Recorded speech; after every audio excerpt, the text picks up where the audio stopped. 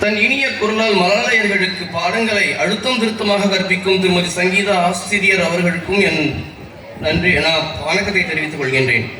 அன்பும் பாசமும் அன்புடன் பாசமும் பாசத்துடன் கண்காணிப்புடன் கண்டிப்பும் ஒன்றாக்கி அதில் ஒரு உருவம் செய்தால் அந்த ஆசிரியரின் பெயர் தான் ரேஷ்மியோ. இவர்களுக்கும் என்னுடைய வணக்கத்தை தெரிவித்துக் கொள்கின்றேன். இவர்களுடன்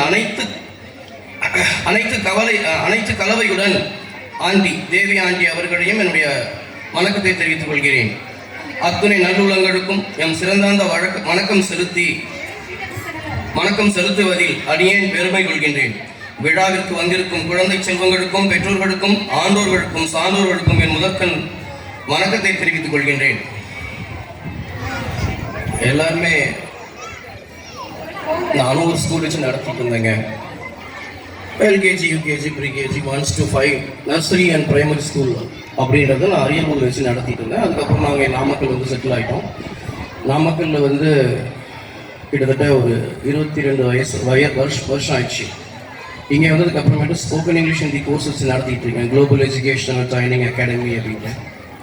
என்னுடைய குழந்தைங்களுக்கு என்கிட்ட வர குழந்தைங்களுக்கு இது நான் என்னுடைய அட்வைஸ்மெண்ட்டாக நினச்சிக்காதீங்க. நான் என்ன பெருமையாக சொன்னேன்னாக்கா, உன் குழந்தை பேசலைனாக்கா என் சட்டையை பிடிச்சி கூப்பிட்டு கேளுங்க.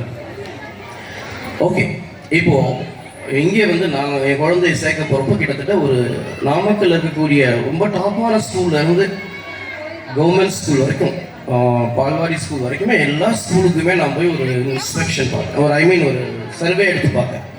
எந்த ஸ்கூல் என் குழந்தைக்கு நல்லா இருக்கும், என் குழந்தை வருங்காலத்தில் ஒரு நல்ல பெரிய மனுஷனாக வரணும், ஒரு தலைவராக வரணும், நான் எதிர்பார்க்குறத விட அவ என்ன நினைக்கிறாளோ அதுவாக மாறணும் அப்படின்னு நான் நினச்சேன். அதுக்கு நான் சூஸ் பண்ண ஒரு ஸ்கூல் தான் ஜெய் கிண்டர்கார்டன். இந்த ஸ்கூல் நான் ஏன் செலெக்ஷன் பண்ணினேன் அப்படின்னாக்க, ஸோ இங்கே இருக்கக்கூடிய ஒவ்வொரு உச்சரிப்புகளும், உங்கள் டீச்சர்ஸ் கொடுக்கக்கூடிய ஒவ்வொரு வார்த்தைகளும் குழந்தைங்களோட ஆழ் மனசில் போய் பதியுது. ஒன்று. ரெண்டாவது, அந்த குழந்தை என்ன செய்யணும் அப்படின்றத சொந்தமாக சிந்திக்கணும். இந்த 2 மட்டும் இருந்ததுன்னு வச்சுக்கோங்களேன், அந்த குழந்தை எதிர்காலத்தில் ரொம்ப பிரைட்டாக வருவாங்க அப்படின்றது என்னுடைய கருத்தாக இருந்துச்சு. சரி பார்ப்போம். என் குழந்தைங்க படித்தாங்க. ஸோ இன்றைக்கி நல்ல நிலைமையில் அந்த குழந்தைங்க இருக்காங்க. அது நினைக்கிறப்போ எனக்கு ரொம்ப பெருமையாக இருக்குது. அது மட்டும் இல்லாமல் சின்ன குழந்தை, கிட்டத்தட்ட 3 வயசு தான் ஆகுது என் குழந்தைக்கு. அந்த குழந்தையோட அந்த ட்ராயிங் போடுறதுக்கு சில இதெல்லாம் கொடுப்பாங்க, அந்த ட்ராயிங் கலர்லாம் கொடுப்பாங்க. அந்த கலர்லாம் கொடுக்கும் பொழுது நான் ஃபஸ்ட்டு நினச்சது தான், இதனோட குழந்தைக்கு இது என்ன தெரிய போகுது அப்படின்னு நினச்சேன். சரி பரவாயில்ல, அவங்க கொடுத்துருக்காங்க, என் குழந்தை செய்ய போகுது, செய்யட்டும். பட் அந்த நோட்டில் செய்கிறப்போ கொஞ்சம் நீட்டாக இருக்கணும்னு நான் கொஞ்சம் பிரியப்படுவேன், ஆசைப்படுவேன். அதுக்காக என்ன பண்ணேன், அது ஒரு ஜெராக்ஸ் எடுத்துவேன். இல்லை அதே மாதிரி ஒரு ட்ராயிங் வரும், ஒரு பொம்மை இருக்குது, ஒரு ஃப்ளவர் இருக்குன்னா அந்த ஃப்ளவர் மாதிரியே ஒரு வெறும் பேப்பரில், ஒயிட் பேப்பரில் ட்ராயிங் போட்டு அந்த ட்ராயிங்கில் முதல்ல நீங்கள் ட்ரை பண்ணி பாருமா அப்படிங்க. அவங்க ட்ரை பண்ணுவா, ஒரு 2-3 கோடு போடுவா, அப்புறமேட்டு போப்பா சொல்லி போட்டு போயிடுவா. பட் மறுபடியும் இன்ட்ரெஸ்ட்டாக அந்த மேலே ட்ராயிங் போடுவா. ட்ராயிங் போட்டோடனே அது சின்ன குழந்தைங்களோட கிறுக்கல் தானே, எப்படியோ ஒரு மாதிரி தான் இருக்கும். பட் அது ரொம்ப ரசிச்சேன் நான். அதுக்கப்புறமேட்டு இப்படி செய்யக்கூடாதுமா அப்படின்ட்டு ஒரு 2 நாள் உட்காந்து கொஞ்சம் அந்த இடத்துல கொஞ்சம் 2 நாள் தான், அது ஒரு பெரிய எனக்கு ஒரு விஷயம் இல்லை. ஒரு 1/2 hour 1 hour இருக்கும், அவ்வளோதான். நான் உட்காந்தேன் என் குழந்தைகிட்ட உட்காந்துட்டு தான் செய்யணுமான்னு சொல்லி கொடுத்தேன். அதுக்கப்புறமேட்டு நான் இது வரைக்கும் என் குழந்தைகிட்ட ட்ராயிங் அப்படின்னோ இல்லை கலரிங் பண்ணணுன்னோ வேறு எந்த ஒரு ஒர்க்குக்காக நான் உட்காந்ததே கிடையாது. பட் இன்றைக்கி என் குழந்தை அழகாக ட்ராயிங் பண்ணுறான். அதை நினைக்கிறப்போ எனக்கு ரொம்ப பெருமையாக இருக்குது. அதே மாதிரி ஒரு சின்ன காம்படிஷன் இருக்குது, ஒரு ஆக்டிவிட்டி எக்ஸிபிஷன் மாதிரி வைக்கிறவங்க அப்படின்னாங்க, செய்யுங்க பார்க்கலாம் அப்படின்னோம். அதுக்கப்புறம் அதே மாதிரி அவங்க டெய்லி ஆக்டிவிட்டீஸ் இந்த மாதிரி பண்ணணுங்க அப்படின்னாங்க. சரி ஓகே, எனக்கு எப்படின்றது எனக்கு ஒரு ஐடியா இல்லை, நான் பிளைண்டாக இருக்கேன், எனக்கு கொஞ்சம் சொல்லுங்கள் அப்படின்னா சார்ட்டில் இந்த மாதிரி பண்ணலாங்க அப்படின்னாங்க. சரி சார்ட்டில் பண்ணுறதுன்றது ஒரு பெரிய விஷயம் இல்லை, எல்லாருமே அதே மாதிரி தான் இருப்பாங்க. என் குழந்தைகிட்ட கேட்டேன். இப்போதைக்கு தான் என் ஃப்ரெண்டு ஒருத்தர் ஒரு மேரேஜ் இன்விடேஷன் அனுப்பியிருந்தார். அந்த காலத்து ராஜாக்கள்லாம் அந்த ஓலைச்சுவடின்னு சொல்லுவாங்க, இந்த ஒற்றர்கள் மூலியம் அனுப்புவாங்க. அப்புறம் வேறு ஏதாச்சும் நல்ல விஷயம்னாக்க செஞ்சு அனுப்புவாங்க. ஸோ அந்த மாதிரி இருந்தது. அதை வச்சு நம்ம கொடுக்கலாமே அப்படின்னு சொல்லிட்டு அது மாதிரி கொடுத்தா அந்த ஒரு ஒர்க்கு மட்டும்தான் நான் பண்ணேன். பட் அதில் இந்த ஃபெவிகால் போட்டு ஒட்டுற வேலையெல்லாம் என் பொண்ணு தான் செஞ்சான். ஸோ இந்த சின்ன வயசில் இந்த அளவுக்கு அவள் இன்ட்ரெஸ்ட் எடுத்து பண்ணுறான்னா அதுக்கு காரணம் எனக்கு தெரிஞ்ச இந்த டீச்சர்ஸ் தான் காரணம். இன்றைக்கி அவன் நல்லா படிக்கிறான்னா எனக்கு நான் படிப்பில் நான் கேரே பண்ண மாட்டேன். ஆனால் எல்லா ஊர் குழந்தைங்களுக்கெல்லாம் நான் கூப்பிட்டு வச்சு நிறைய நான் நடத்துவேன்.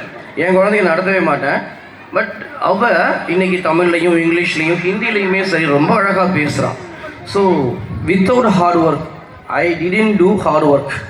நான் வேலை செய்யவில்லை, நான் கடின உழைக்கவில்லை என்னுடைய குழந்தையின் படிப்பிற்காக. பட் அவங்க இந்த ஸ்கூல் மேனேஜ்மெண்ட், அந்த டீச்சர்ஸ், அந்த ஹெச்எம், அந்த பிரின்சிபல், அந்த ஸ்கூலுடைய நிர்வாகங்கள், அப்புறமேட்டு அதில் இருக்கக்கூடிய பணிபுரிகின்ற A to Z எல்லா டீச்சர்ஸுமே, ஆசிரியர்கள் இல்லாதவர்களும் சரி நன்றாக உழைக்கின்றார்கள்.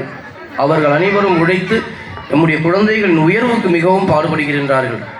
அதனால் நல்ல ரேங்கில் இருக்குது. ஸோ அவர்களுடைய ஹார்ட் ஒர்க் இருக்கிற வரைக்கும் கொரோனா வந்தால் என்ன, வேறு எந்த உலக போரே வந்தாலும் சரிங்க, உங்கள் ஸ்கூல் அடிச்சிக்க முடியாது. நாங்கள் இருக்கோம். நீங்கள் ஏன் பயப்படுறீங்க? இந்த மாதிரி ஒரு குழந்தைகளை நாங்கள் எந்த வரைக்கும் நான் எங்கேயும் பார்த்ததில்ல.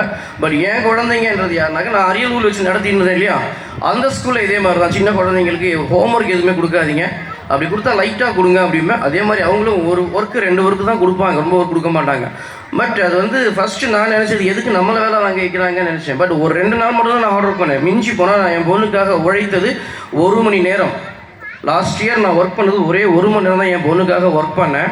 ஆனால் இன்றைக்கி அவள் அழகாக ட்ராயிங் பண்ணுறான், அழகாக அவள் பூவெல்லாம் போகிறதுலாம் ரொம்ப அட்டகாசமாக பண்ணுறான். அவள் பண்ணுறப்போ ரொம்ப பெருமையாக இருக்குது. நான் எந்த ஒர்க்கும் பண்ணல, பட் இந்த அளவுக்கு அவள் ஒர்க் பண்ணுறாளே அப்படின்னு நினைக்கிறப்போ எனக்கு ரொம்ப பெருமையாக இருக்குது. ஸோ அந்த பெருமையை நான் மட்டும் படவில்லை, நீங்களும் படுகின்றீர்கள், அந்த பெருமையை நீங்களும் கொள்கின்றீர்கள் என்ற பெருமையோடு நான் உங்கள் சார்பாக நிர்வாகத்திற்கு நன்றி கூறி விடைபெறுகிறேன். நன்றி, வணக்கம்.